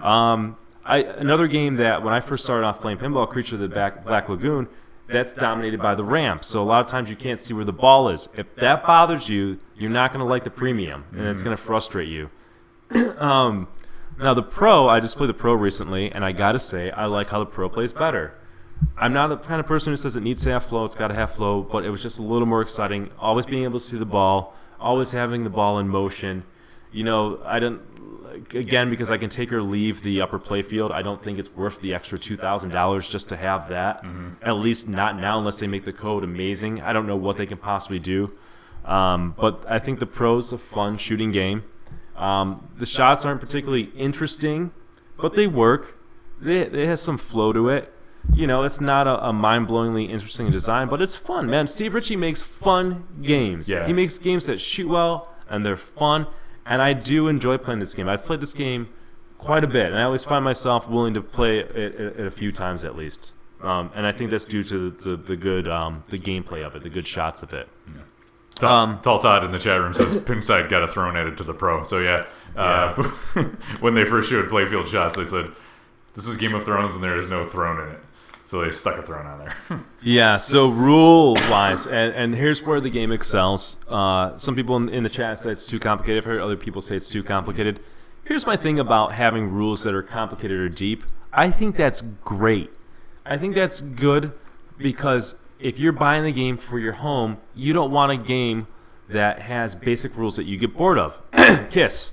All right? And that's what happens. You can get the chat room going now.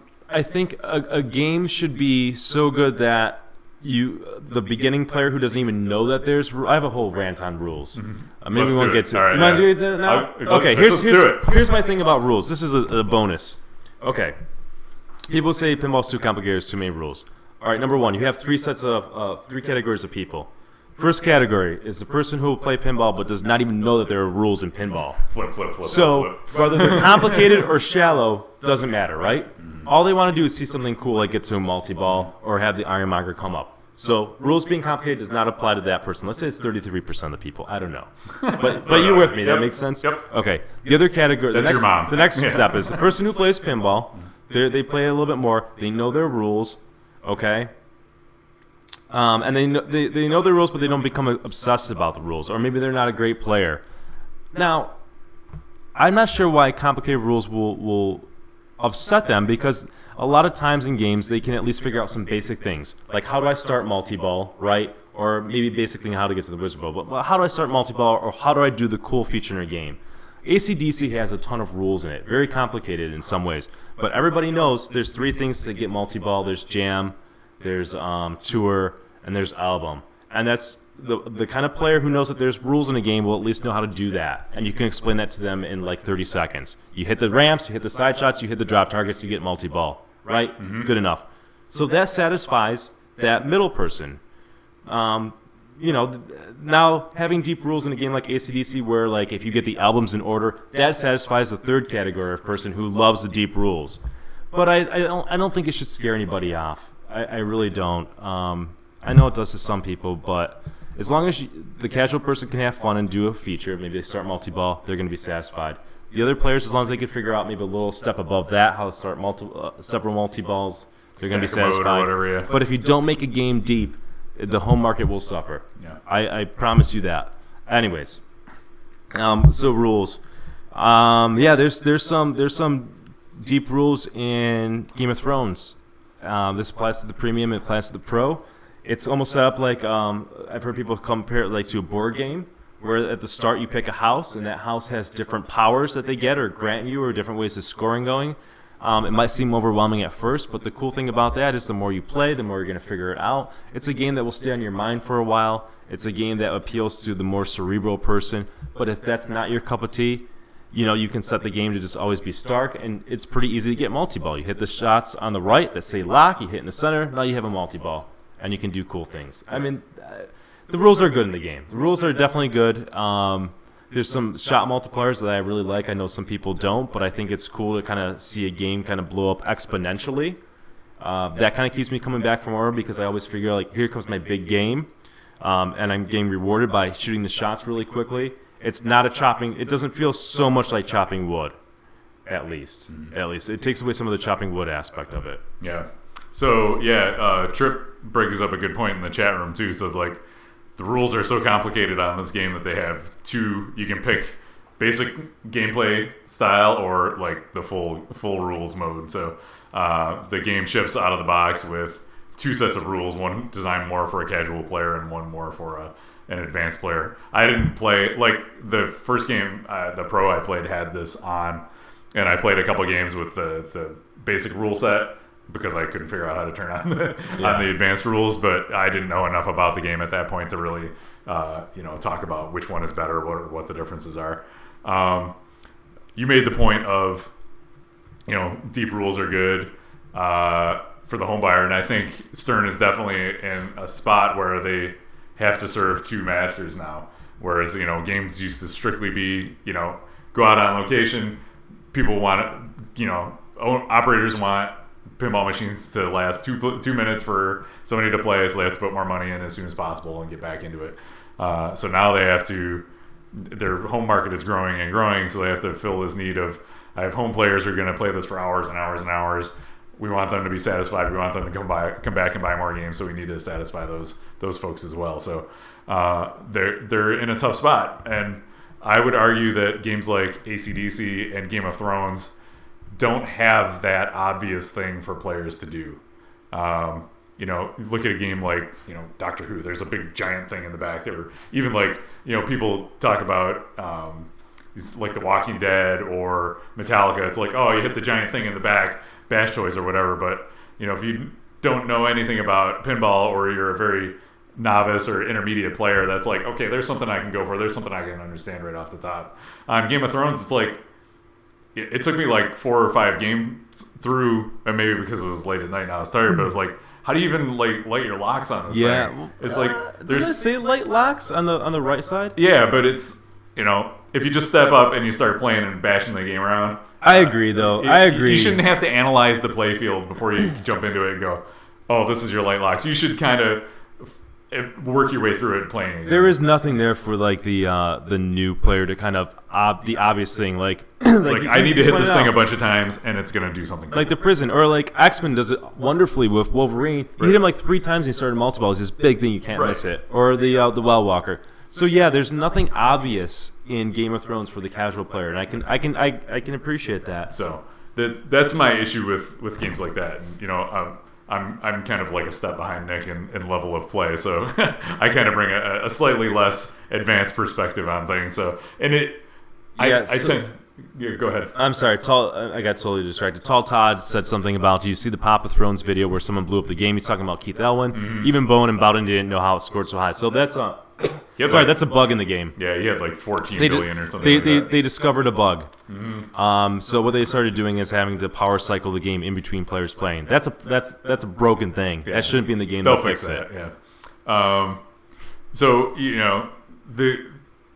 I needed to watch you guys play Game of Thrones and just watch a whole bunch of people play, and you explained it to me with the shot multipliers and things like that.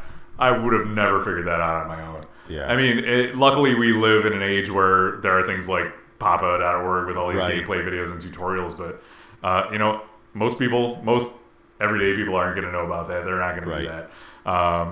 If you hopefully you got some friends you can play with and figure these things out, but it's tough. And so for casual players, I think this is going to be a tough game to wrap your head around. For home buyers, it's great. And I commend Stern for coming out with a game with rule set that is this complete, because they've been kind of just like pushing out games and the code will come later. And this one really came out. I think they have some extra time to kind of work on this game. I think they've been working like 2 years on it. Yeah, so they really fleshed out the rules. Dwight Sullivan did a great job on it. And, to come out of the box with software this complicated and this layered is great. You're not gonna see people selling it that quickly. Like look what happened when Kiss came out. So Kiss, great artwork, playfield looks great. People bought it. Shots are great. John Borg, I love how it shoots. I would never own that game because the software, the rules in it are just so bare bones. It's laughable. Yeah. Like it's just boring. Mm-hmm. It's boring. I don't want to play it anymore. It's boring. It's fun to shoot, but there's nothing to it. To that end, though, I see people saying they like Kiss better because it's straightforward. I hit Gene's head a whole bunch of times. I'll get a multi-ball. I hit the Starman. But is it somebody? But people who say that, is it somebody who has it in their home and they're going to have it in their home for people years? Who go play on location. Okay. Yeah. So I guess I look at it a lot. I try to look at it from both sides, but I look at it as a home buyer, right? And what I want Stern to do.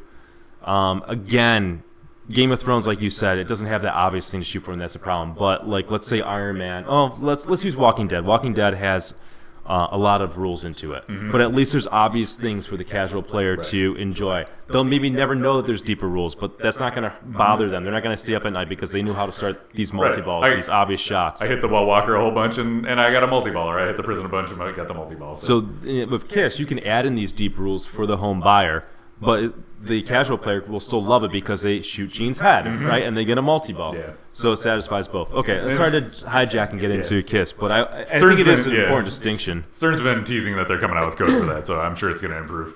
Yeah, and like Astro Marcus says in the chat, no one wanted Walking Dead at first, and now everyone wants one. So the rules can totally change again. I own a premium because they fixed the rule. They got awesome rules on it. I like how it's shot. They put awesome rules. Now it's in my basement. Right. Boom.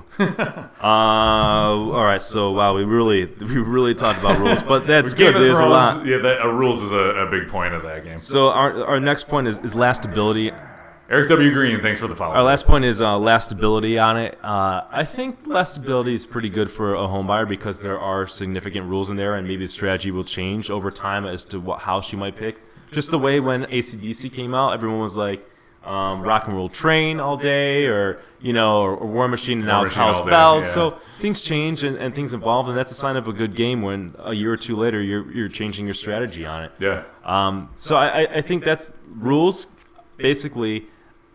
What leads to lastability in a game. You have good rules, it's going to last in your collection. So I think it's pretty good. Yeah, I agree. I think it might not be the game for you, but if you do like the game and you buy it, it's going to be one that sticks around because I hear tournament players talking about. Well, you mentioned ACDC, and there was always like one or two modes that were like those are the things you shoot to get all the points. In this game, I expected that to happen because with the different houses, it's like there's going to be one house that you end up going with that everybody's going to agree that that's the thing to do, and you see that that's not the case. Like a lot of people will pick Martel because that's the Adaball, and that's what I do as not as a cerebral of a player, but there are definite advantages to picking the different houses and the fact that you can take so many different approaches to just before you even start your game. That's going to prevent it from getting stale. Right. If you're at home, you can just practice and maybe find some new strategies that nobody else knows. That's exciting. Yeah. That's pretty cool. That's good for the home buyer. Great for the home buyer. Agreed. Lastability is good on this one. All right. So now that we've been through all that, and we're still talking about both the Pro and Premium, and a lot of these things are the same. Mm-hmm. What do you give this game, Kevin? What are your final thoughts on what do you give it? I don't really like playing this game. So at the end of the day, no matter what we talk about, it comes down to fun, right? Yeah. If I'm in an arcade and there's a Walking Dead or a Game of Thrones, I'm probably going to play Walking Dead. I'll play Game of Thrones once, maybe twice, get my butt kicked, and then I'll go play Walking Dead just because I have so much more fun with that game. End of the day, final score, I'm going to give it a 6.5. Wow! Oh my God, 6.5. That's lower than what did you give? What'd you give Big Buck Hunter? I give Big Buck Hunter higher points than that. Okay. Yeah. I have more fun playing it. Yeah, and that's honestly, I'm not giving you a hard time. That's what matters. So, when this came on location, the premium, I played it a lot. I don't love it. It's not a game that I'm like, how can I get it in my home? Which is always good. It saves me money. But I always find myself more than happy to play a couple games on it. Now, granted, when I was down at Papa, I didn't play that game at all, and I didn't miss it. I saw it on location, so that says a lot, too, to me. And really, it'd be interesting six months from now. But because there is a lot of rules to it, and things can change, and you have the shot multipliers, there's that allure of trying to blow up the game, and I'm addicted to that. It doesn't have a one more game, very strong feeling to it, but I will play it usually a couple times. It can be longer. I think one of the things is that as I've played the game, I've kind of gotten the shots down, and it kind of gets to be a little bit of a long-playing game. I don't really love long-playing games, so that loses some lastability for me over time and some interest. But I think it's a good game. I think they totally blew it on the theme integration, based on the fact that the art is not great. The art doesn't even represent what the series is. The voices are kind of hit or miss. We talked about the sound. There's plus and minuses to that. I think the rules are awesome, which really helps elevate the game. But overall, I give it an 8. I give it an 8 out of 10. It's a good game. It's a solid game. It's fun. It shoots well. I'm happy to play it. But really, the rules are what's bolstering that up to 8. That's the saving. It's really the rules because they've dropped the ball in so many other areas, especially the art. That thing looks so damn ugly. I would not want to pro my basement with that translite. It's hideous. And you say, well, I don't play the artwork. Well, yeah, but they put artwork on the game because you look at it. Yeah. And it's going to sit in your lineup of games or whatever, and you don't want the stinker at, $5,000, whatever, that the pro costs. You don't want it to suck. It's the same price as a gorgeous Ghostbusters. So yeah, it's fun. It's fun to me. I have a little more fun than Kevin, definitely, but it's not a game that I definitely love. They could have done better. It's an ugly game that's no fun. Don't listen to him. As well, can say, hey, it's better than Avengers. I'll give you that. You can say that about a lot of Yes. All right. Well, that's it for me. I don't think I didn't check. I'm sorry, I didn't check the my Talk Pinball mail in like a week or so, just because we've been crazy with Pop and everything. I don't think we got any questions. We had some during the live show, so that should encourage everybody to watch us live. Yes, indeed. What do we have coming up? I got Allentown the first week in May. Yeah. So maybe the next time we do a show will be Allentown unless something else crazy comes up. Yep. But that's it for me. Anything from you, Kev? I think we're good, man. Thanks to everybody for watching and listening. We've been really happy with the numbers we've been seeing on the podcast and on the YouTube channel for this. Thank you for your support. It's fun. We like doing it. And thank you to all the other podcasters and stuff that give us a shout out. So yeah, I love the pinball community. Honest to God, I mean, I guess it goes back to Papa, but the pinball community is absolutely amazing. There's such good people in it. I mean, there's a couple of bad eggs here and there, but overall, these are great, awesome people, and it's such a pleasure and a privilege to be a part of it. So I'm so happy I found this hobby. Yeah, I came back from Papa feeling like this is why I do it. Like, just being in that building is just like so cool. I love it. It is. Thank you to the Papa guys. You guys do. I can't imagine running the tournaments that they do. It's outstanding. All right, guys. I don't think I'm not gonna do streaming tomorrow just because I'm burnt out. But it's break time. But we're gonna do the bro show on Thursday. We'll be back full of energy. Hopefully doing some Centaur. Yeah, man. Looking forward to it. We'll catch you guys then. Take care. Thank you.